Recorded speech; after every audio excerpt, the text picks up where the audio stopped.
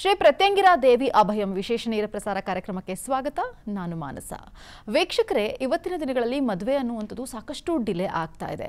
ಇದರ ಕುರಿತಾಗಿ ಒಂದಷ್ಟು ಮಾಹಿತಿಯನ್ನ ತಿಳ್ಕೊಳ್ಳೋಣ. ಶ್ರೀ ಶ್ರೀ ಪ್ರತ್ಯಂಗಿರಾ ದೇವಿ ಮಹಾಸಂಸ್ಥಾನದ ಸಂಸ್ಥಾಪಕರು, ಶ್ರೀ ಚಕ್ರ ಉಪಾಸಕರು ಹಾಗೂ ಧರ್ಮದರ್ಶಿಗಳಾಗಿರುವಂತಹ ಡಾಕ್ಟರ್ ಶ್ರೀ ಸುಪ್ರೀತ್ ಗುರೂಜಿ ಅವರು ಕಾರ್ಯಕ್ರಮದಲ್ಲಿ ಇದ್ದಾರೆ. ಮೊದಲು ಅವರನ್ನ ಕಾರ್ಯಕ್ರಮಕ್ಕೆ ವೆಲ್ಕಮ್ ಮಾಡೋಣ. ನಮಸ್ತೆ ಗುರೂಜಿ, ಕಾರ್ಯಕ್ರಮಕ್ಕೆ ಸ್ವಾಗತ. ನಮಸ್ತೆ.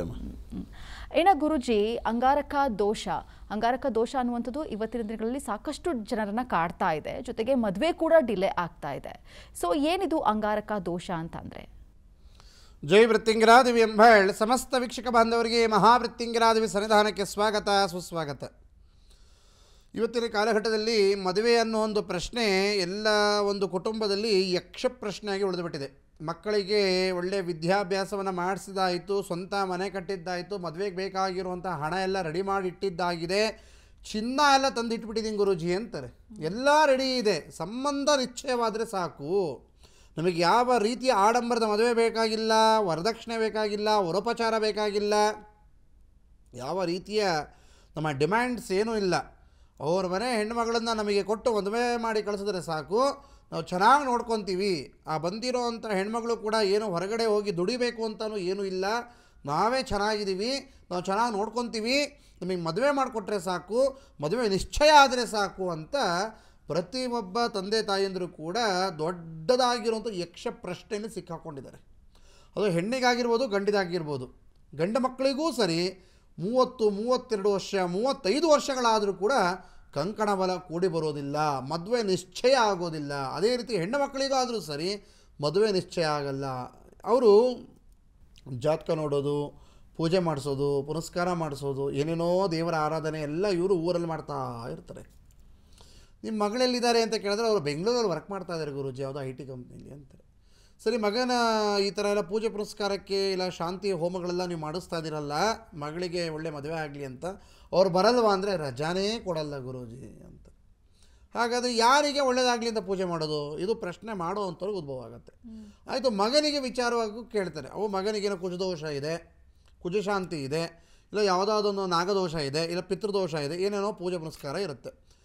ಫೋಟೋ, ಜಾತಕ ಅದು ಇದೆಲ್ಲ ತೊಗೊಂಬರ್ತಾರೆ. ಗುರುಜಿಗೆಲ್ಲ ಆಗಿದೆ, ಆ ದೇವಸ್ಥಾನಕ್ಕೆ ಹೋಗಿದ್ದೀನಿ, ಇಲ್ಲಿ ಹೋಗಿದ್ದೀನಿ, ಈ ಥರ ಪೂಜೆ ಮಾಡಿದ್ದೀನಿ, ಈ ಥರ ಹೋಮ ಮಾಡಿದ್ದೀನಿ, ಅವ್ರನ್ನ ಭೇಟಿ ಮಾಡಿದ್ದೀನಿ, ಈ ಥರ ಒಬ್ಬರು ಗುರೂಜಿಯವ್ರ ಹತ್ರ ಹೋಗಿದ್ದೆ, ಏನೂ ಒಳ್ಳೆಯದಾಗಿಲ್ಲ, ಹಾಗೆ ಹೀಗೆ ಅಂತೆಲ್ಲ ಹೇಳ್ಕೊಂಬರ್ತಾರೆ. ಬಂದಾಗ ಆಯಿತು ಈ ಥರ ಪರಿಹಾರವನ್ನು ಅನುಸರಿಸಿ ಅಂತ ಕೇಳಿದ್ರೆ ಗುರೂಜಿಯವರೆಲ್ಲ ಮಾಡೋಕ್ಕಾಗಲ್ಲ, ಅವರಿಗೆ ಟೈಮೇ ಇಲ್ಲ, ಅವರು ವರ್ಕ್ ಮಾಡೋದು ಫಸ್ಟ್ ಶಿಫ್ಟ್ ಬೇರೆ, ಬೆಳಗ್ಗೆನೇ ಹೋಗಬೇಕು, ಇಲ್ಲ ಅವ್ರು ಏನೂ ಮಾಡೋಕ್ಕಾಗಲ್ಲ, ಅವ್ರ ಪರವಾಗಿ ನಾನು ಮಾಡ್ಬೋದಾ, ನಾನೆಲ್ಲ ಮಾಡ್ತೀನಿ, ನನ್ನ ಮಗನಿಗೆ ಮದುವೆ ಆದರೆ ಸಾಕು ಅಂತಾರೆ. ಹಾಗಾದರೆ ತಾಳಿ ಯಾರು ಕಟ್ತಾನೋ ಅವನೇ ಇದೆಲ್ಲ ಮಾಡಬೇಕು ತಾನೆ. ಹೌದು. ಅಂದರೆ ಯಾರಿಗೆ ಜ್ವರ ಬಂದಿದೆಯೋ, ಯಾರಿಗೆ ಕಾಯಿಲೆ ಬಂದಿದೆಯೋ ಅವನ ಕರ್ಮ ಕಳಿಬೇಕು, ಅವನಿಗೆ ಜೀವನಾಪೃತಿ ಚೆನ್ನಾಗಿರುವಂಥ ಸಂಬಂಧ ಕೂಡಿ ಬರಬೇಕು, ಅವನಿಗೆ ಒಳ್ಳೇದಾಗಬೇಕು ಅಂದರೆ ಅವರೇ ಮಾಡಬೇಕು. ಯಾರಿಗೆ ಹುಷಾರಿಲ್ವೋ, ಯಾರು ರೋಗಿಯೋ ರೋಗಿ ಮಾತ್ರ ಔಷಧ ನುಂಗೋದಕ್ಕೆ ಸಾಧ್ಯ ಹೊರತು ಬೇರೆ ಯಾರೋ ನುಂಗುಬಿಟ್ಟು ಔಷಧಿಯನ್ನು ಅವರಿಗೆ ಗುಣಮುಖರಾಗಲಿ ಅಂತ ಸಾಧ್ಯ ಇದೆಯಾ? ಸಾಧ್ಯವಿಲ್ಲ. ಇದು ಈ ಒಂದು ವಿಚಾರ ಪ್ರತಿಯೊಬ್ಬರು ತಂದೆ ತಾಯಿಗಳು ಅರ್ಥ ಮಾಡ್ಕೊಬೇಕು. ಕೇಳಿದ್ರೆ ಕದಲಿ ವಿವಾಹ ಮಾಡಿಸಿದ್ದೀವಿ, ಕುಂಭ ವಿವಾಹ ಮಾಡಿಸಿದ್ದೀವಿ, ಕುಜಶಾಂತಿ ಹೋಮ ಮಾಡಿಸಿದ್ದೀವಿ, ನವಗ್ರಹ ಶಾಂತಿ ಮಾಡಿಸಿದ್ದೀವಿ, ಸಾಡೆ ಸತಿಗೆ ಶನಿ ಶಾಂತಿ ಹೋಮ ಮಾಡಿಸಿದ್ದೀವಿ, ಸ್ವಯಂವರ ಪಾರ್ವತಿ ಮಾಡಿಸಿದ್ದೀವಿ, ನಾಗದೋಷ ಕುಕ್ಕೆ ಸುಬ್ರಹ್ಮಣ್ಯಕ್ಕೆ, ಘಾಟಿ ಸುಬ್ರಹ್ಮಣ್ಯಕ್ಕೆ, ಅದರಾದ ಮೇಲೆ ಕಾಳಹಸ್ತಿಗೆ ಎಲ್ಲ ಮಾಡಿಸಿದ್ದೀವಿ ಗುರೂಜಿ. ನಿಮ್ಮ ಮಗ ಬಂದಿದ್ನಾ? ಇಲ್ಲ, ಅವನ ಪರವಾಗಿ ಹೋಗಿ ನಾವು ಮಾಡಿಸ್ಕೊಂಬಂದ್ವಿ. ಯಾಕೆ? ಅವನಿಗೆ ರಜಾನೇ ಇಲ್ಲ ಗುರೂಜಿ. ಮತ್ತು ಈ ಮಗಳು ಮಾಡಿದ್ರಾ? ಇಲ್ಲ, ಅವ್ರು ಬರೋ ಹಾಗೆ ಇಲ್ಲ. ಯಾಕೆ?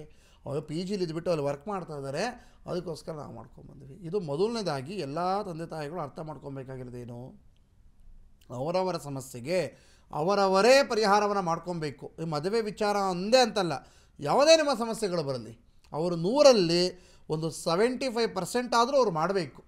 ಆಯಿತು, ಅವ್ರು ಮಾಡಿದ ಮೇಲೆ ತೀರಾ ಬರ ಆಗ್ತಾಯಿಲ್ಲ ಅಂದರೆ ಇವರು ತಂದೆಯೋ ತಾಯಿಯೋ ಇಲ್ಲ ಅವ್ರು ಯಾರಿದ್ದಾರೋ ಮುಂದುವರಿಸ್ಕೊಂಡು ಹೋಗಬೇಕು. ಅದನ್ನು ಬಿಟ್ಟು ಕಂಪ್ಲೀಟಾಗಿ ಅವರಿಗೆ ಏನು ಪೂಜೆ ಮಾಡ್ತಾ ಇದ್ದಾರೆ, ಏನೋ ಒಂದು ಹೋಗಿದ್ದಾರೆ ಅನ್ನೋದೇ ಅವ್ರಿಗೆ ಗೊತ್ತಿರಲ್ಲ. ಏನು ಮಗ ಮಾತ್ರ ಕೂತ್ಕೊಂಡು ಮೊಬೈಲಲ್ಲಿ ಎಲ್ಲ ಟ್ರೈನು, ಕಾರು ಇಲ್ಲ ಬಸ್ಸು ಎಲ್ಲ ಆ್ಯಪಲ್ಲಿ ಬುಕ್ ಮಾಡಿ ಕೊಟ್ಬಿಡೋದು, ತಂದೆ ತಾಯಿ ಬ್ಯಾಗ್ ಎತ್ಕೊಂಡು ಹೋಗ್ಬಿಡೋದು, ಇದೇ ಕೆಲಸ ಆಗೋಗಿದೆ. Temple run. ಆದರೆ ಒಳ್ಳೇದು ಮಾತ್ರ ಕಾಣೋದಕ್ಕೆ ಅವಕಾಶವಿಲ್ಲ. ಯಾಕೆ ಒಳ್ಳೇದು ಕಾಣೋದಕ್ಕೆ ಅವಕಾಶ ಇಲ್ಲ ಅಂದರೆ ಅಲ್ಲಿ ಯಾರು ಮುಖ್ಯವಾಗಿರುವಂಥ ವ್ಯಕ್ತಿ ಇದ್ದಾನೆ, ಯಾರಿಗೆ ಆಶೀರ್ವಾದ ಆಗಬೇಕು, ಯಾರ ಕರ್ಮ ಕಳಿಬೇಕು, ಯಾರ ದೋಷ ಪರಿಹಾರ ಆಗಬೇಕು, ಆ ಕ್ಯಾಂಡಿಡೇಟೇ ಇಲ್ಲ. ಅಂದರೆ ಮದುವೆ ಮಾಡೋಕ್ಕೆ ಹೊರಟಿರುವಂಥ ಮದುವೆ ಗಂಡ ಇಲ್ಲದೆ ಇವನು ಎಲ್ಲನೂ ಮಾಡೋಕ್ಕೆ ಹೊರಟಿರ್ತಾರೆ. ಇದು ಫಸ್ಟು ತಂದೆ ತಾಯಿಗಳು ಬಿಡಬೇಕು. ಇದು ಭಾಳ ಜನರಲ್ಲಿ ನಾನು ಕಂಡಿರೋವಂಥದ್ದು.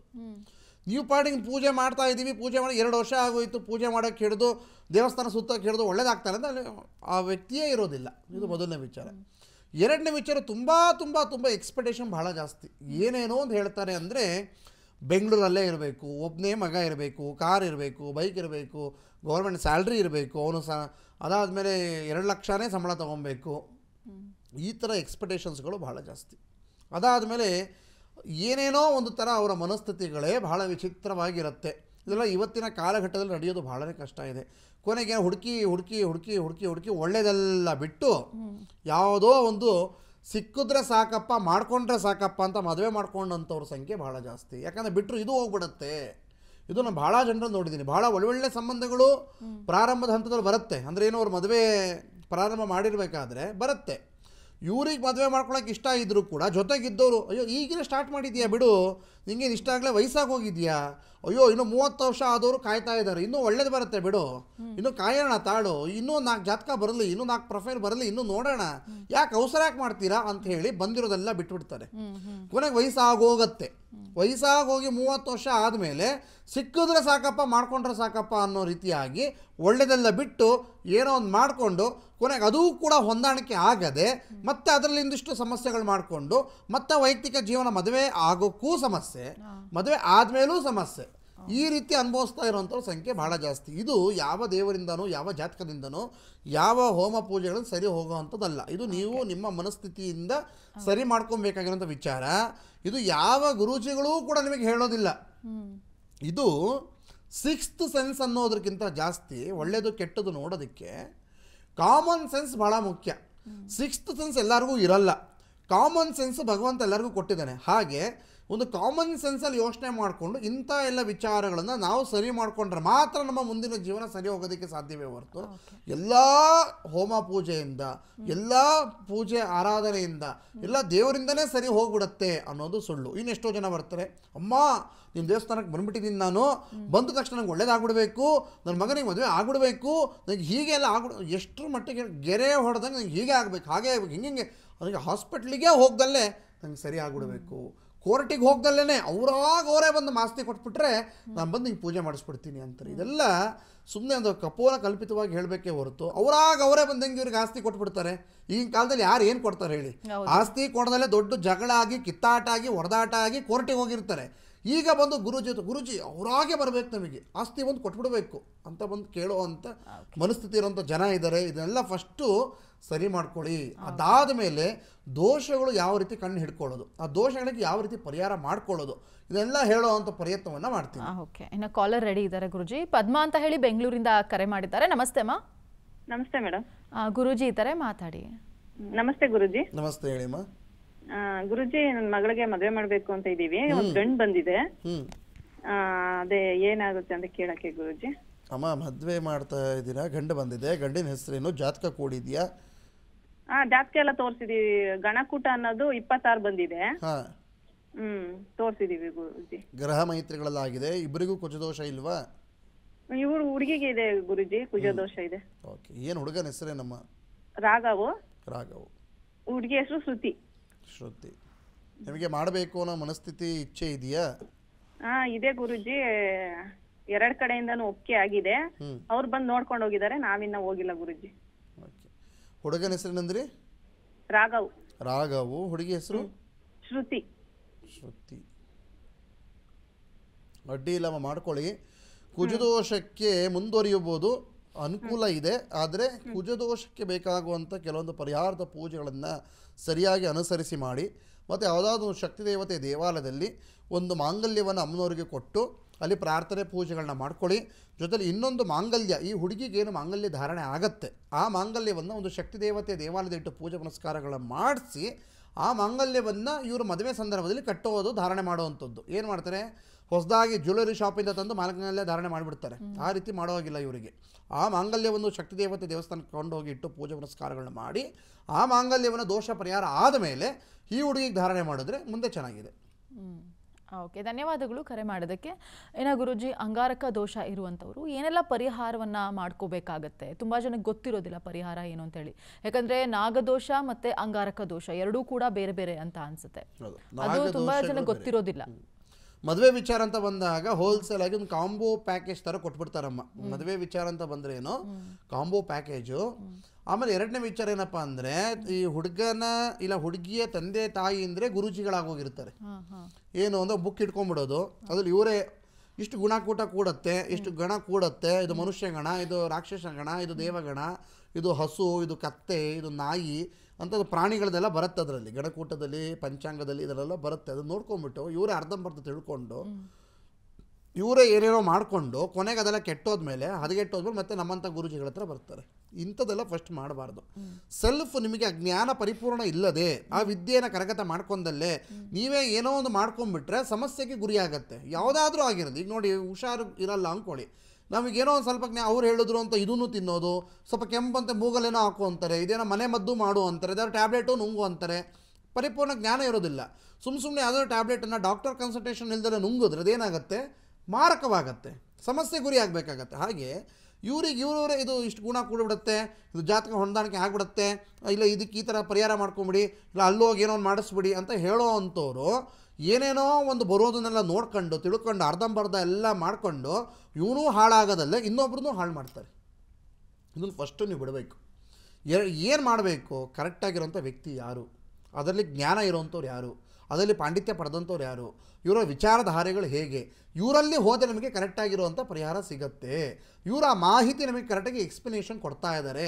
ಅವರನ್ನು ನೀವು ಕನ್ಸಂಟ್ರೇಷನ್ ಮಾಡಿ ನಮ್ಮ ಮಕ್ಕಳ ಜೀವನ ಈ ಥರ ಆಗಿದೆ, ಯಾವ ರೀತಿ ಮುಂದುವರಿಬೇಕು, ಯಾವುದು ಕೂಡತ್ತೆ ಯಾವುದು ಕೂಡಲ್ಲ ಅಂತ ಪರಿಣಿತರ ಹತ್ರ ಹೋಗಿ ನೀವು ಭೇಟಿ ಮಾಡಿ ಮಾಡಬೇಕೇ ಹೊರತು ಯಾರ ಪಕ್ಕದ ಮನೆಯವ್ರು ಹೇಳಿದ್ರು, ಫೋನಲ್ಲಿ ಯಾರು ಚಿಕ್ಕಮ್ಮನ ಮಗ ಹೇಳಿದ್ಲು, ಯಾರು ದೂರದ ಸಂಬಂಧಿಕರು ಯಾರೋ ಒಬ್ಬರು ಹೇಳಿದ್ರು, ಎದುರುಗಡೆ ಮನೆಯವ್ರು ಹೇಳಿದ್ರು ಅಂತ ಮಾಡಿದ್ರೆ ಅವರೂ ಕೆಟ್ಟೋಗ್ತಾರೆ. ಅವ್ರಿಗೆ ಅನುಸಾರವಾಗಿರೋದು ಹೇಳಿರ್ತಾರೆ, ಅವ್ರವ್ರಿಗೆ ಅನುಸಾರವಾಗಿರೋದು ಹೇಳಿರುತ್ತೆ. ಮದುವೆದೇ ವಿಚಾರ ಆದ್ರೂ ದೋಷಗಳು ಬೇರೆ ಬೇರೆದಿರುತ್ತೆ. ಅವರಿಗೇನೋ ಅದು ಅನುಕೂಲ ಆಗಿರ್ಬೋದು, ಅದನ್ನು ನಾವು ಮಾಡಿದ್ವಿ, ಇದನ್ನು ಅದೇ ನೀವು ಮಾಡಿ ಆಗತ್ತೆ ಅಂದರೆ ಅವರ ಕರ್ಮಾನುಫಲಗಳು, ಅವರ ಜಾತಕ ಜೀವನನೇ ಬೇರೆ ಇರುತ್ತೆ, ಅವರ ದೇಹ ಪ್ರಕೃತಿಯೇ ಬೇರೆ ಇರುತ್ತೆ, ನಿಮ್ಮ ದೇಹ ಪ್ರಕೃತಿಯೇ ಬೇರೆ ಇರುತ್ತೆ. ಟಾಪಿಕ್ ಮದುವೆದು ಒಂದೇ ಆದರೂ ಕೂಡ ದೋಷಗಳು ಬೇರೆ ಬೇರೆ ಇರುತ್ತೆ. ಅವರಿಗಾಗಿದ್ದು ನಿಮಗೆ ಅನ್ವಯ ಆಗಬೇಕು ಅಂತೇನಿಲ್ಲ. ಇದೇನು ಮಾಡ್ತಾರೆ, ಇದು ಮಾಡೋದು ಒಳ್ಳೇದಾಯ್ತಲ್ಲ, ಅದೇ ಇವ್ರಿಗೂ ಹೇಳೋಣ ಅಂತ ಇವ್ರ ಮೇಲೆ ಏರ್ತಾರೆ. ಇವರು ಅದನ್ನು ಮಾಡಿದ್ದಲ್ದಲ್ಲಿ ಏನಾಗುತ್ತೆ, ದೋಷದ ಜೊತೆಗೆ ಇನ್ನಷ್ಟು ಸಮಸ್ಯೆಗಳನ್ನು ಮೈ ಮೇಲೆ ಎಳ್ಕೊಂಡಂಗೆ ಆಗತ್ತೆ. ಯಾಕೆಂದರೆ ಎಲ್ಲರಿಗೂ ಅನ್ವಯ ಆಗಬೇಕು ಅಂತಿಲ್ಲ, ಅವರವರಿಗೆ ಅನುಸಾರವಾಗಿರೋದನ್ನು ಮಾಡಿದ್ರೆ ಮಾತ್ರ ಸೂಕ್ತವಾಗತ್ತೆ. ಇದು ಮದುವೆ ವಿಚಾರವಾಗಿರಲಿ, ಯಾವುದೇ ವಿಚಾರವಾಗಿರಲಿ, ಇದನ್ನು ಫಸ್ಟು ಎಲ್ಲರೂ ಅರ್ಥ ಮಾಡ್ಕೊಬೇಕು. ಇನ್ನು ಎರಡನೇ ವಿಚಾರ, ಈ ಕುಜದೋಷ ಅಂತ ಬಂದಾಗ ಇಂಥ ಒಂದು 8ನೇ ಮನೆಯಲ್ಲಿ ಇಲ್ಲ 9ನೇ ಮನೆಯಲ್ಲಿ 7ನೇ ಮನೆಯಲ್ಲಿ 2ನೇ ಮನೆಯಲ್ಲಿ 4ನೇ ಮನೆಯಲ್ಲಿ ಅಂಗಾರಕ ಕುಜನಿದ್ದಾನೆ ಅಂದರೆ ಆ ಮಂಗಳ ಕಾರಕನೇ ಅಮಂಗಳಕನಾಗ್ತಾನೆ. ಮದುವೆಯಲ್ಲಿ ವಿಳಂಬಗಳಾಗತ್ತೆ, ಜಗಳಗಳಾಗತ್ತೆ, ಹೊಂದಾಣಿಕೆಗಳು ಬರುವುದಿಲ್ಲ, ಇಲ್ಲ ವೈಧವ್ಯ ಜೀವನ ಪ್ರಾಪ್ತಿಯಾಗಬಹುದು. ಇದೆಲ್ಲ ಭಾಳ ಇಡೀ ಮದುವೆಯಲ್ಲಿ ನೋಡಬೇಕಾಗಿರೋದೇ ಕುಜದೋಷ. ಈ ಕುಜದೋಷವನ್ನು ನೀವು ಪರಿಹಾರ ಮಾಡಿಕೊಂಡು ಮುಂದುವರೆದಾಗ ಅದಕ್ಕೆ ನಿಮಗೆ ಸಾಕಷ್ಟು ರೀತಿಯ ಏಳಿಗೆ ಕಾಣುತ್ತೆ. ಕುಜದೋಷ ಅಂತ ಬಂದಾಗ ಎಷ್ಟೋ ಜನ ಹೇಳಿಬಿಡ್ತಾರೆ, ಕಾಳುಗಳನ್ನು ದಾನ ಮಾಡಿ, ಇಲ್ಲ ಕೆಂಪು ವಸ್ತು ಧಾರಣ ಮಾಡಿ, ಹಾಗೆ ಮಾಡಿ ಹೀಗೆ ಮಾಡಿ ಅಂತಂದರೆ ಸಣ್ಣ ಪುಟ್ಟ ಪರಿಹಾರಗಳು ದೊಡ್ಡ ದೊಡ್ಡ ಕಾಯಿಲೆಗಳಿಗೆ ಆಗಲ್ಲ. ಕಾಯಿಲೆ ಅಂತ ಬಂದಾಗ ಕಾಯಿಲೆಗೆ ಬೇಕಾಗಿರೋಂಥ ಪರೀಕ್ಷೆ ಮಾಡಬೇಕು. ಆ ಪರೀಕ್ಷೆ ಬ್ಲಡ್ ಯೂರಿನ್ ಚೆಕಪ್ ಹೆಂಗೆ ಮಾಡ್ತಾರೋ ಹಾಗೆ ಆ ಕಾಯಿಲೆ ಯಾವುದು ಅಂತ ಕಂಡಿಡ್ಕೊಬೇಕು. ಅದಕ್ಕೆ ಬೇಕಾಗುವಂಥ ಮೆಡಿಸಿನ್ಸನ್ನು ಇಂಜೆಕ್ಷನ್ಸನ್ನು ತೊಗೊಬೇಕು. ನೀವು ಮನೇಲಿ ಯಾವುದೋ ಒಂದು ಡೋಲೋ 650 ನುಂಗ್ತಿ ಅಂದರೆ ಹುಷಾರಾಗಲ್ಲ. ಎಲ್ಲ ಜ್ವರ ಒಂದೇ ಜ್ವರ ಅಲ್ಲ, ಎಲ್ಲ ಕೆಮ್ಮು ಒಂದೇ ಥರ ಕೆಮ್ಮಲ್ಲ, ಒಳಗಡೆ ಏನೋ ಒಂದು ಇರುತ್ತೆ. ಸದ್ಯದ ಮಟ್ಟಿಗೆ ನೀವು ಏನೋ ಒಂದು ಮಾತೆ ನುಂಗಿದಾಗ ನಿಮಗೆ ರಿಲೀಫ್ ಆಗ್ಬೋದು, ಆದರೆ ಒಳಗೇನೆ ಆ ವೈರಸ್ ಡೆವಲಪ್ ಆಗಿ ಅದು ದೊಡ್ಡದಾಗದಾಗ ಶಿವ ಅಂತ ಹಾಸ್ಪಿಟ್ಲಿಗೆ ಓಡೋವಂಥದ್ದಾಗತ್ತೆ. ಜನ ಏನು ಅನ್ಕೊಂತಾರೆ, ಸ್ವಲ್ಪ ಕೆಮ್ಮು ಬಂದ ತಕ್ಷಣ ಸ್ವಲ್ಪ ದಿನ ಹಾಕೊಂಡು ತಿನ್ಬಿಡು ಹುಷಾರಾಗತ್ತೆ ಅಂತ. ಹಾಗಾಗಲ್ಲ. ಎಲ್ಲದೂ ನೀವು ನೆಗ್ಲೆಕ್ಟ್ ಆಗಿ ತೊಗೊಳ್ಳೋದು ತಪ್ಪು. ಇದನ್ನು ಅರ್ಥ ಮಾಡ್ಕೊಳ್ಳೋದು. ಒಳಗೆ ಡೆವಲಪ್ ಆಗ್ತಾ ಇರುತ್ತೆ, ನಿಮಗೆ ಗೊತ್ತಾಗಲ್ಲ. ಸಣ್ಣದಾಗಿ ಏನೋ ಮಾತು ನುಂಗಿದ ತಕ್ಷಣ ನಿಮಗೆ ಅದು ಹುಷಾರಾಗ್ಬೋದು. ಅದು ಇವತ್ತಿನ ಕಾಲಘಟ್ಟದಲ್ಲಿ ಯಾವುದನ್ನು ನೆಗ್ಲೆಕ್ಟ್ ಮಾಡೋದು ತಪ್ಪು. ಒಳಗೆ ಡೆವಲಪ್ ಆಗಿ ದೊಡ್ಡದಾಗುವಂಥದ್ದು ಭಾಳ. ಈ ಥರ ಒಂದು ನಾಗದೋಷಗಳು ಬಂದಾಗ ನೀವು ಮಾಡಬೇಕು. ಇಂಥ ಅಂಗಾರಕ ಎಲ್ಲಿ ಸ್ಥಾಪನೆ ಆಗಿದ್ದಾರೆ ಯಾರಿಗೂ ಗೊತ್ತಿಲ್ಲ. ಇದನ್ನು ಎಲ್ಲರಿಗೂ ಹೇಳುವಂಥ ಪ್ರಯತ್ನ ಏನಪ್ಪ ಅಂದರೆ, ತಮಿಳುನಾಡಿನ ಕುಂಭಕೋಣಮಿಗೆ 51 ಕಿಲೋಮೀಟರ್ ದೂರದಲ್ಲಿ ವೈದೇಶ್ವರಂ ಕೋವಿಲ್ ಅಂತ ಏನೊಂದು ದೇವಾಲಯ ಇದೆ. ಅಲ್ಲಿ ಅಂಗಾರಕನ ಮೂಲ ಸ್ಥಾನ, ಅದು ಅಂಗಾರಕನ ಮೂಲ ಕ್ಷೇತ್ರವದು. ಅಲ್ಲಿ ಹೋಗಿ ನಾವು ಪ್ರತಿ ಮಂಗಳವಾರಗಳು ಹೋಗಿ ಯಾರಿಗೆ ಕಂಕಣ ಬಲ ಕೂಡಿ ಬರ್ತಾ ಇಲ್ಲ, ಮದುವೆಗಳಾಗ್ತಾ ಇಲ್ಲ ಅಂಥವರು ಕುಂಭಕೋಣಮಿಗೆ ತಮಿಳುನಾಡಲ್ಲಿ ಹೋಗಿ ಅಂಗಾರಕನ ಕ್ಷೇತ್ರದಲ್ಲಿ ವೈದೇಶ್ವರನ ಕೋವಿಲಲ್ಲಿ ಪ್ರಾರ್ಥನೆ ಪೂಜೆಗಳು ಮಾಡಿದೆ, ಅಲ್ಲಿ ಅಂಗಾರಕ ಅಭಿಷೇಕ ಪೂಜೆಗಳನ್ನು ಮಾಡಿಸಿ ದಂಡಪಾಣಿ ಸುಬ್ರಹ್ಮಣ್ಯೇಶ್ವರ ಸ್ವಾಮಿ ಶ್ರೀವಳ್ಳಿ ದೇವಸೇನ ಸಮೇತರಾಗಿ ಸ್ಥಾಪನೆ ಆಗಿರೋ ಸುಬ್ರಹ್ಮಣ್ಯೇಶ್ವರ ಸ್ವಾಮಿಗೆ ನೀವು ಪ್ರಾರ್ಥನೆ ಪೂಜೆಗಳನ್ನು ಮಾಡಿಕೊಂಡು ಅಂಗಾರಕ ಶಾಂತಿಯನ್ನು ಮಾಡಿಸಿದಾಗ ನಿಮಗೆ ಪರಿಪೂರ್ಣವಾಗಿರುವಂಥ ಅಂಗಾರಕ ಶಾಂತಿಯೂ ಆಗತ್ತೆ. ಕ್ಷೇತ್ರ ದರ್ಶನದಿಂದನೇ 50% ಸಮಸ್ಯೆ ಪರಿಹಾರವಾಗುತ್ತೆ. ಅಲ್ಲಿ ಮತ್ತೆ ಅಭಿಷೇಕ ಪೂಜೆಗಳನ್ನು ಮಾಡಿಸೋದ್ರಿಂದ ನಿಮಗೆ ಸಾಕಷ್ಟು ಏಳಿಗೆ ಮತ್ತು ಪರಿಹಾರ ಸಿಗುತ್ತೆ. ಇದನ್ನು ನೀವು ಅರ್ಥ ಮಾಡಿಕೊಂಡು ಆ ಅಡ್ರೆಸ್ಸನ್ನು ಬರೆದು ಇಟ್ಕೊಳ್ಳಿ. ಗೊತ್ತಾಗಿಲ್ಲ ಅಂದರೆ ಇದೇ ವಿಸ್ತಾರ ಓಂಕಾರದಲ್ಲೂ ಅದು ಮತ್ತೆ ನಿಮಗೆ ಪ್ರಸಾರವಾಗುತ್ತೆ, ಅದನ್ನು ನೋಡಿ ಕಲ್ತ್ಕೊಳ್ಳಿ. ಇನ್ನು ಅಷ್ಟು ದೂರ ಹೋಗೋಕ್ಕಾಗಲ್ಲ ಅನ್ನೋಂಥವರಿಗೆ ಹತ್ತಿರದಲ್ಲೇ ಏನು ಮಾಡಬೇಕು ಅದನ್ನು ಹೇಳುವಂಥ ಪ್ರಯತ್ನವೂ ನಿಮಗೆ ಮಾಡ್ತೀವಿ. ಇನ್ನು ಗುರುಜಿ, ಅಂಗಾರಕ ದೋಷದಿಂದ ಉಂಟಾಗುವಂತಹ ಸಮಸ್ಯೆಗಳ ಬಗ್ಗೆ ತಿಳಿಸ್ಕೊಟ್ರಿ. ಇದಕ್ಕೆ ಪರಿಹಾರ ಏನು ಅನ್ನುವಂಥದ್ದು ಎಲ್ಲರಲ್ಲೂ ಇರುವಂತಹ ಒಂದಷ್ಟು ಕುತೂಹಲ. ಯಾಕಂದರೆ ಇದು ಮದುವೆಗೆ ಡೈರೆಕ್ಟಾಗಿ ಎಫೆಕ್ಟ್ ಆಗ್ತಿರೋದ್ರಿಂದಾಗಿ ತುಂಬ ಜನರಲ್ಲಿ ಈ ಅಂಗಾರಕ ದೋಷ ಅನ್ನುವಂಥದ್ದು ಇರುತ್ತೆ. ಏನೆಲ್ಲ ಪರಿಹಾರವನ್ನು ಮಾಡ್ಕೋಬೇಕಾಗತ್ತೆ? ಮದುವೆ ವಿಚಾರವಾಗಿ ಅಂಗಾರಕ ದೋಷದ ವಿಚಾರಗಳು ಬಹಳ ಹೆಚ್ಚಾಗಿ ಬರೋದಲ್ಲ ಮದುವೆಗೆ ಸಂಬಂಧಪಟ್ಟದ್ದೇ. ಯಾಕಂದರೆ ಅಂಗಾರಕ ದೋಷ ಏನು ಅಂತ ನೋಡಿಕೊಂಡು ಅದಕ್ಕೆ ಪರಿಹಾರ ಮಾರ್ಗ ಅನುಸರಿಸ್ಕೊಂಡೇ ಅವರು ಮದುವೆ ವಿಚಾರಕ್ಕೆ ಮುಂದುವರಿಬೇಕು. ಇದು ಎಲ್ಲರೂ ಕರೆಕ್ಟಾಗಿ ಅರ್ಥ ಮಾಡ್ಕೊಳ್ಳಿ. ಅಂದರೆ ನಮ್ಮಲ್ಲಿ ಜಾತಕನೇ ಇಲ್ಲ, ಜಾತಕ ನೋಡುವಂಥ ಪದ್ಧತಿಯೇ ನಮ್ಮಲ್ಲಿ ಇಲ್ಲ ಅಂತ ಎಷ್ಟೋ ಜನ ಹೇಳ್ತಾರೆ. ಇನ್ನು ಕೆಲವೊಬ್ರು ಏನಂತಾರೆ, ನಾವು ಜಾತಕ ನೋಡೋದೇ ಇಲ್ಲ, ದೇವ್ರ ಹತ್ರ ಹೂ ಕೇಳ್ತೀವಿ, ಹೂ ಪ್ರಸಾದ ಕೊಟ್ಟ ತಕ್ಷಣ ನಾವು ಮದುವೆ ಮಾಡಿಬಿಡ್ತೀವಿ ಅಂತಾರೆ. ಇನ್ನು ಕೆಲವೊಬ್ಬರು ಜಾತಕದಲ್ಲಿ ಏನೋ ಸರಿಯಾಗಿಲ್ಲ ಅಂದರೆ ಆ ಹುಡುಗನ ಹೆಸರು ಬದಲಾಯಿಸ್ಬಿಡೋದು, ಇಲ್ಲ ಹುಡುಗಿ ಹೆಸರು ಬದಲಾಯಿಸ್ಬಿಡೋದು ಅಂದ್ಕೊಂಡಿದ್ದಾರೆ. ಅಂದರೆ ಫಾರ್ ಎಕ್ಸಾಂಪಲ್ ಹುಡುಗಿ ಹೆಸರು ಏನೋ ರಾಧಾ ಅಂತ ಇರುತ್ತೆ, ಅದು ಇವ್ರ ಮನೆಗೆಲ್ಲ ಭಾಳ ಇಷ್ಟ ಆಗಿಬಿಡುತ್ತೆ. ಹುಡುಗಿ ಇಷ್ಟ ಆಗಿರೋದಕ್ಕೆ ಹೆಸರೇ ಚೇಂಜ್ ಮಾಡಿಬಿಟ್ಟು ಹೆಸರು ಬಲದ ಮೇಲೆ ಮಾಡಿಬಿಟ್ವಿ ಗುರೂಜಿ ಅಂತಾರೆ. ಆ ತಾಯಿ ಮನೇಲಿ ರಾಧಾ ಅಂತ ಹೆಸರು, ನಮ್ಮ ಮನೆಗೆ ಬಂದ ತಕ್ಷಣ ಗೀತಾ ಅಂತ ಮಾಡಿಬಿಟ್ವಿ ಅಂತಾರೆ. ಇದು ಭಾಳ ಜನರು ಇದನ್ನು ನೋಡಿದ್ದೀನಿ. ಅವಾಗ ಗೀತಾ ಅವರ ಹೆಸರು ಮೇಲೆ ನಮ್ಮ ಮನೆಗೆ ಬರುತ್ತೆ ಗುರೂಜಿ, ನಮ್ಮ ಹತ್ರ ಒಬ್ಬರಿಗೆ ನಾವು ಕೇಳಿದ್ವಿ, ಅವ್ರು ಹಂಗೆ ಹೇಳ್ಬಿಟ್ಟಿದ್ದಾರೆ, ಅದಕ್ಕೆ ಹುಡುಗಿನ ತಾಯಿ ಮನೆಯಲ್ಲಿ ರಾಧಾ, ಗಂಡನ ಮನೆಗೆ ಬಂದಮೇಲೆ ಗೀತಾ, ಅದಕ್ಕೆ ನಾವು ಸರಿ ಮಾಡ್ಕೊಂಬಿಟ್ಟಿದ್ದೀವಿ, ಈಗ ನಮಗೆ ಅದು ಹೊಂದಾಣಿಕೆ ಆಗಿಬಿಡುತ್ತೆ, ಮದುವೆ ಮಾಡ್ಕೊತಾ ಇದ್ದೀವಿ ಅಂತ ಕಾರ್ಡ್ ಪ್ರಿಂಟ್ ಹೊಡಿಸಿ ಊರು ತುಂಬ ಕೊಟ್ಟು ಮದುವೆ ಮಾಡಿಬಿಡ್ತಾರೆ. ಮದುವೆ ಮಾಡಿದ್ಮೇಲೆ ಏನಾಗುತ್ತೆ, ಸಮಸ್ಯೆಗಳು ಎದುರಾಗುತ್ತೆ. ಆವಾಗ ಇದೆಲ್ಲ ವಿಷಯಗಳು ಆಚೆ ಬರುತ್ತೆ. ಇವನಿಗೆ ಇಷ್ಟ ಆಗಿಬಿಟ್ಟಿದೆ ಅಂದ ತಕ್ಷಣ ಹೆಸರು ಚೇಂಜ್ ಮಾಡಿದ ತಕ್ಷಣ ಹಣೆ ಬರ ಚೇಂಜ್ ಆಗಬೇಕು ಅಂತ ಏನಿಲ್ವಲ್ಲ. ಹಣೆ ಬರ ಹೇಗೆ ಚೇಂಜ್ ಆಗುತ್ತೆ? ಹಣೆ ಬರ ಭಗವಂತ ಬರೆದಿಟ್ಟಾಗೋಗಿದೆ. ಆದರೆ ಈ ಸಮಸ್ಯೆಗಳು ಆಗತ್ತೆ ಅಂತ ಗೊತ್ತಿದ್ದು ಇಂಥ ಕೆಲವೊಂದು ಪರಿಹಾರದ ಮಾರ್ಗಗಳನ್ನು ಅನುಸರಿಸಿ ಎಷ್ಟೋ ಜನ ಸಮಸ್ಯೆಗಳನ್ನು ಮೈ ಮೇಲೆ ಎಳ್ಕೊತಾ ಇದ್ದಾರೆ. ಇನ್ನು ಕೆಲವೊಬ್ರು ಏನು ಮಾಡ್ತಾರೆ, ಮೂಲಾ ನಕ್ಷತ್ರ ಅಂತ ಗೊತ್ತಿರುತ್ತೆ, ಆ ಮೂಲಾ ನಕ್ಷತ್ರಕ್ಕೆ ಏನು ಮಾಡ್ತಾರೆ, ಜಾತಕವನ್ನು ಚೇಂಜ್ ಮಾಡಿ ಸುಳ್ಳು ಜಾತಕವನ್ನು ಸಿದ್ಧ ಮಾಡಿ ಕೊಡುವಂಥವ್ರು ಇದ್ದಾರೆ. ಆಶ್ಲೇಷ ನಕ್ಷತ್ರ ಬಂದುಬಿಡ್ತು ಅಂದರೆ ಸುಳ್ಳು ಜಾತಕವನ್ನು 1 ನಿಮಿಷ ಹೆಚ್ಚು ಕಡಿಮೆ ಮಾಡಿಬಿಟ್ಟು ಅದನ್ನು 3ನೇ ಪದ 4ನೇ ಪದಕ್ಕಾಗಿ 4ನೇ ಪದ ಮುಂದಿನ ನಕ್ಷತ್ರಕ್ಕೆ ಹಾಕಿ ಜಾತಕನ ರೆಡಿ ಮಾಡಿ ಕೊಡುವಂಥವ್ರು ಎಷ್ಟೋ ಜನ ಇದ್ದಾರೆ. ಇನ್ನು ಜ್ಯೇಷ್ಠ ನಕ್ಷತ್ರ ಬಂತು ಅಂದರೂ ಕೂಡ ಜಾತಕವನ್ನು ಚೇಂಜ್ ಮಾಡಿ ಕೊಡುವಂಥವ್ರು ಎಷ್ಟೋ ಜನ ಇದ್ದಾರೆ. ಅದಾದ ಮೇಲೆ ತುಂಬ ಸಂಬಂಧ, ತುಂಬ ರಿಚ್ ಫ್ಯಾಮಿಲಿ ಏನಾದರೂ ಬಂದುಬಿಟ್ಟಿದೆ ಅಂದರೆ ಆ ಜಾತಕಕ್ಕೆ ಕೂಡೋ ಥರ ಇವರು ಹೊಸ ಜಾತಕ ಏನೋ ರೆಡಿ ಮಾಡಿ ಕೊಟ್ಬಿಡ್ತಾರೆ. ನೀವು ಎಂಥ ದೊಡ್ಡ ಗಣ ಪಂಡಿತನ ಹತ್ರ ಹೋಗಿ ತೋರಿಸ್ಕೊಂಬಂದ್ರೂ ಭಾಳ ಚೆನ್ನಾಗಿ ಕೂಡತ್ ಕಣ್ರಿ ಅಂತ ಹೇಳಬೇಕು. ಯಾಕೆ ಕೂಡತ್ತೆ ಅಂದರೆ ಅಲ್ಲಿ ಇದೆ ಕೋಟಿ ಆಸ್ತಿ. ಆಸ್ತಿ ಒಂದು ವಿಚಾರಕ್ಕೆ ಭಾಳ ಒಳ್ಳೆ ಬಂದುಬಿಟ್ಟಿದೆ, ಏನು ಮಾಡೋದು ಬಿಡೋಂಗಿಲ್ಲ ಅಂತ ಹೇಳಿ ಅದನ್ನು ಮಾಡಿಸುವಂಥದ್ದು. ಇನ್ನು ಕೆಲವೊಬ್ಬರು ಏನು ಮಾಡ್ತಾರೆ, ಈ ಭಾಳ ಚೆನ್ನಾಗಿ ಕೂಡು ಬಂದಿದೆ, ಇದೇ ಜಾತಕನ ಮಾಡ್ಕೊಳ್ಳಿ ಅಂತ ಹೇಳಿ ಹೇಳಿಸೋ ಅಂಥವ್ರು ಎಷ್ಟೋ ಜನ ಇದ್ದಾರೆ. ಕೇಳಿದ್ರೆ 1000 ಸುಳ್ಳು ಹೇಳಿ ಮದುವೆ ಮಾಡಿ ಅಂತ ಹೇಳಿದ್ದಾರೆ ಗುರೂಜಿ, ನಾವೇನು ಒಂದು 2-3 ಸುಳ್ಳು ಹೇಳಿದ್ದೀವಿ ಅಷ್ಟೇ ಅಂತಾರೆ. ಇವರೇನೋ ಇವತ್ತು 2-3 ಸುಳ್ಳು ಹೇಳಿ ಮದುವೆ ಮಾಡಿ ಒಂದು ಊಟ ಮಾಡಿಕೊಂಡು 4 ಫೋಟೋ ತೆಗೆಸ್ಕೊಂಡು ಹೋಗ್ಬಿಡ್ತಾರೆ. ಅದೇ ಜೀವನ ಪೂರ್ತಿ ಇವರು ಅನುಭವಿಸ್ಬೇಕು. ಜೀವನ ಕೆಟ್ಟೋಗುತ್ತೆ, ಹೊಂದಾಣಿಕೆಗಳು ಬರೋದಿಲ್ಲ, ಆಮೇಲೆ ಸಮಸ್ಯೆಗಳು ಎದುರಾಗತ್ತೆ, ಕಾಯಿಲೆಗಳು ಎದುರಾಗತ್ತೆ, ಸಂತಾನದ ವಿಚಾರದಲ್ಲಿ, ಏಳಿಗೆ ವಿಚಾರದಲ್ಲಿ, ಮನೆ ಕಟ್ಟೋ ವಿಚಾರದಲ್ಲಿ ಎಲ್ಲದರೂ ತಾಪತ್ರಗಳಾಗ್ತಾ ಹೋಗುತ್ತೆ. ಹಾಗಾದರೆ ಗುರುಜಿ ಎಲ್ಲ ನೋಡಿ ಮಾಡಿ ಮಾಡ್ತಾರಲ್ಲ, ಎಲ್ಲ ಥರ ಶಾಸ್ತ್ರ ಕೇಳ್ತಾರಲ್ಲ, ಅವ್ರದ್ದೆಲ್ಲ ಯಾಕೆ ಕೆಟ್ಟೋಗುತ್ತೆ ಅನ್ನೋ ಪ್ರಶ್ನೆಗೆ ಮುಂದೆ ಒಂದಿನ ಉತ್ತರ ಕೊಡುವಂಥ ಪ್ರಯತ್ನ ಮಾಡ್ತೀನಿ, ಆಯಿತಾ? ಇದೆಲ್ಲ ವಿಚಾರಗಳು ಭಾಳ ನಡೆಯುತ್ತಾ ಇರೋದೇನು, ಸುಳ್ಳು ಜಾತಕಗಳು ರೆಡಿ ಮಾಡ್ತಾ ಇರೋದು.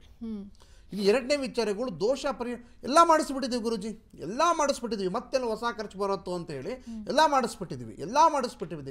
ಏನು ಮಾಡಿಸಿದ್ವಿ ಅಂತ ಕೇಳಿದ್ರೆ ಹೋಮ ಎಲ್ಲ ಮಾಡಿಸ್ಬಿಟ್ಟಿದ್ದೀವಿ, ಪೂಜೆ ಎಲ್ಲ ಮಾಡಿಸ್ಬಿಟ್ಟಿದ್ದೀವಿ ಅಂತ ನೀವಿನ್ನೂ ಪರಿಹಾರ ಹೇಳೋಕ್ಕಿಂತ ಮುಂಚೆ ನಾವು ಸ್ಟಾರ್ಟ್ ಮಾಡಿಬಿಡ್ತಾರೆ, ಎಲ್ಲ ಮಾಡಿಸ್ಬೇಕು, ಎಲ್ಲ ಆಗೋಗಿದೆ, ಎಲ್ಲ ಆಗೋ ಮತ್ತು ಇನ್ನು ಯಾಕೆ ಆಗ್ತಾ ಇಲ್ಲ, ನೀನು ಮಾಡಿದಂತಹ ಪೂಜೆ ಪುನಸ್ಕಾರಗಳು ಯಶಸ್ವಿ ಆಗಿಲ್ವಾ, ಹಾಗಿದ್ರೆ ಪರಿಪೂರ್ಣತೆ ಆಗಿಲ್ವಾ, ಹಾಗಿದ್ರೆ ಎಲ್ಲ ಆಗಿದೆ, ಹೋಮ ಮಾಡಿಸಿ 6 ತಿಂಗಳಾಗೋಯ್ತು, 1 ವರ್ಷ ಆಗೋಯ್ತು, ಇನ್ನೂ ಆಗ್ತಿಲ್ಲ, ಹಾಗಾದರೆ ನೀನು ಮಾಡಿ ಹೋಮ ಎಲ್ಲ ಮಾಡಿಸಿದ್ಮೇಲೆ ಯಾಕೆ ಇನ್ನೂ 1 ವರ್ಷದಿಂದ ಆಗ್ತಾ ಇಲ್ಲ?